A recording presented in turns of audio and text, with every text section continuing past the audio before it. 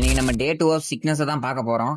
Morning wheat bread, 11:30 பிரேக்ல ஆப்பிளும் போமோகிரானடும், லஞ்சுக்கு 2 X 2 idli, அப்படியே ஈவினிங்க்கு கொண்டக்கடலை சாப்பிட்டேன். வீட்டுக்கு வந்துட்டு ஃப்ரெஷ் ஆயிட்டு பூஸ்ட் குடிச்சிட்டு ஜிம் கிளம்பிட்டேன்.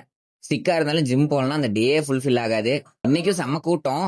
ஒரு ஓரமா உட்காந்து வேடிக்கை பார்க்க ஸ்டார்ட் பண்ணிட்டேன். அப்புறம் நம்ம எம்பாப்பே வந்தாரு, அவர் கூட கொஞ்சம் பேசிட்டு அப்படியே ஃபிளெக்ஸை போட்டுட்டு இருந்தேன். அப்புறம் நம்ம ஜெமினி என்ட்ரி, அவர் கூட ஒரு ஒக்காண்டா ஃபார் அவரை போட்டு சும்மா இருக்கமே டெட் லிஃப்ட் பண்ணலாமேன்னு மாஸ்டர் லோட் பண்ணிட்டு இருந்தாரு.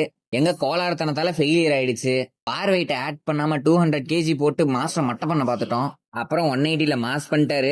Master the plaster for a reason. இந்த சைடு பார்த்தா ஜெமினி பிஆர் போட்டு இருந்தாரு. 60 kg பெஞ்ச் பிரஸ் என்றும் வாத்தியார் வழியில். இதை மட்டும் அவாய்ட் பண்ணிருக்கலாம். எருக்கஞ்செடியோரம் பாட்டு போட்டு மாஸ்டரும் வாத்தியாரும் வைப் பண்ணிட்டு இருந்தாங்க. இததான் நைட்டு ஃபுல்லா ஒட்டிட்டு இருந்தேன்னு மாஸ்டர் என்னோட பிஆர வார்ம் அப் செட்டா போட்டு மாஸ் பண்ணிட்டாரு. இது பத்தாதுன்னு ஜெமினி வேற 20 ரேப் போட்டு டான்ஸ் வேற தோத்துட்டே இருக்கனேடா. அப்புறம் அட்டி அப்படியே ஜாயின் ஆயிடுச்சு. வாத்தியார் மட்டும் இல்ல, அவர் உடம்பு சரியில்லைன்னு சீக்கிரம் கிளம்பிட்டாரு. அப்புறம் நாங்க அப்படியே ஃபன் பண்ணிட்டு இருந்தோம். மாஸ்டர் வேற புஷ்பராஜா மாதிரி எல்லாரையும் மிரட்டிட்டு இருந்தாரு.